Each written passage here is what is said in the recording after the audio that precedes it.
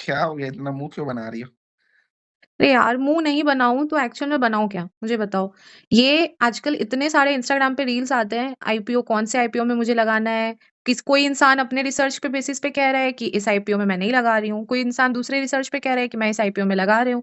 तो मैं अप्लाई करूँ तो किस बेसिस पे करूँ कि मुझे कौन से आईपीओ में लगाना है? सभी कमा रहे हैं और मैं बस सोचती ही रह जा रही हूँ।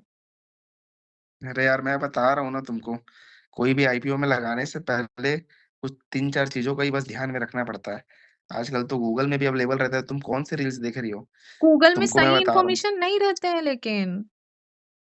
चलो मैं बता रहा हूँ ना तुमको, चलो कोई सा भी आईपीओ आती है, अब हमको उसके बारे में इतना जानकारी तो रहती नहीं, कोई फेमस होते हैं, कोई नहीं होते हैं। तो हमेशा तुम अपने डीमैट अकाउंट में जाकर के देखा करो, आजकल उसमें उस कंपनी के बारे में पूरे डिटेल दिए हुए रहते हैं। तो वहाँ जाकर देखो तुम कि वो कंपनी किस फील्ड में है, उसकी पहले क्या प्रॉफिट थी, तो उसका अर्निंग पर पर शेयर निकाल लो। अर्निंग पर शेयर क्या होता है तुम्हारा, जो भी वो प्रॉफिट कमाई है और जितने उसके हुँ, पास नंबर ऑफ शेयर उसको डिवाइड करोगे तो अर्निंग आता है।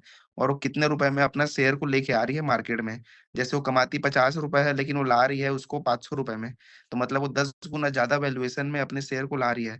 तो इस चीज़ को तुम देखो कि इसका मार्केट में क्या इफ़ेक्ट हो रहा है, कि ओवर वैल्यूएशन में है कि अंडर वैल्यूएशन में है, मार्केट हुँ, में कैसा ट्रेंड चल रहा है। फिर तुम इसका देखो कि कितने करोड़ का लेके आ रही है, अगर कोई 100 करोड़ का फॉर एग्ज़ाम्पल लेके आ रही है तो उस पैसे में तुम किस चीज़ में इस्तेमाल कर रही हुँ, है? क्या वो अपना उधार चुकाने के लिए कर रही है या एक्सपेंशन के लिए कर रही है? एक्सपेंशन कर रही है तो ज़्यादा अच्छी बात है वो। तो उस तरीके से तुम एनालिसिस कर सकती हो उसका कि कौन-सी कंपनी का जो पैसा पब्लिक से लेना चाह रही है, वो एक्चुअली जा किधर रहा है वो पैसा, और वो जो अपना वैल्यूएशन दे रही है, वो सही है कि नहीं है वैल्यूएशन, क्या उसमें पोटेंशियल है 4 से 5 साल में आगे अच्छा परफ़ॉर्म करेगा, उस अर्निंग में पहुँच जाएगा, हुँ। वरना ₹500 पर शेयर वो कमाने लग जाएगा। अगर वैसा तुमको देख कर के उसका स्टडी करके लगता है, तो तुम उसपे ज़रूर अप्लाई कर सकती हो। साथ में तुमको जीएमपी भी चेक करना चाहिए कि कितने लोग अब उसपे ज़्यादा-ज़्यादा पैसा देने के लिए रेडी हैं। समझ लो कंपनी 100 करोड़ रुपए माँगा लेकिन उसको मिल गया 1000 करोड़ रुपए। हुँ, हुँ। मतलब उसका डिमांड बहुत ज़्यादा है। तो इससे क्या होता है कि लिस्टिंग के टाइम में उसमें लिस्टिंग गेन होना बहुत ज़्यादा चांस बढ़ जाता है। तो ग्रे मार्केट ओके। प्रीमियम उसका तुम देखोगे। तो क्या ये यस। ग्रे मार्केट तो प्रीमियम हमेशा सही रहते हैं? नहीं, हमेशा सही नहीं रहता है, लेकिन फॉर एग्ज़ाम्पल अगर वो दिख रहा है प्रीमियम 50% में लिस्टिंग होगा, तो कहीं न कहीं वो 20 टू 30% 20% में तो लिस्ट प्रीमियम में हो ही जाता है। ये एक रहता है, हमेशा तुम अंधे तरीके से उस पे भरोसा नहीं कर सकती। हुँ, लेकिन ये है कि अगर वो प्रीमियम ज़्यादा दिखा रहा है, तो एट लीस्ट वो डिस्काउंट में तो इश्यू नहीं होगा। तो ये एक तरीका और रहता है देखने का। और तुम्हारा पर्सपेक्टिव भी क्या, अगर तुमको तुरंत पैसा कमाना है, तो उस हिसाब से तुमको देखो कि अगर लिस्टिंग प्रीमियम दिख रही है, तो उसमें लगा करके तुम खरीद बेच देना तुरंत जिस दिन लिस्टिंग होगा।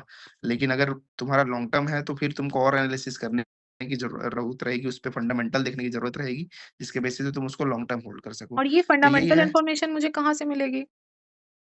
फंडामेंटल के लिए बहुत सारे तुमको प्लेटफ़ॉर्म्स अवेलेबल है, मनी कंट्रोल हो गया, तुम्हारा डीमैट अकाउंट ही हो गया, उसमें भी आजकल ज़ीरोधा हो गए, अपस्टॉक्स हो गए, उसमें ही पूरे कंपनी के फंडामेंटल्स पुराने डेटा हुँ। अवेलेबल रहते हैं। तो अब से इस तरीके से तुम देखोगी तो कभी प्रॉब्लम होगा ही नहीं और तुम्हारे पैसे फँसने के कोई चांस बहुत कम हो जाएँगे। Okay, thank you so much यार, मैं तो एकदम परेशान ही हो गई थी कि मैं अब नेक्स्ट आईपीओ में एक्चुअली अप्लाई कैसे करूँगी? तो अभी जितने भी आईपीओ है ना अपकमिंग जाती हूँ और सब पे रिसर्च करती हूँ। Thank you.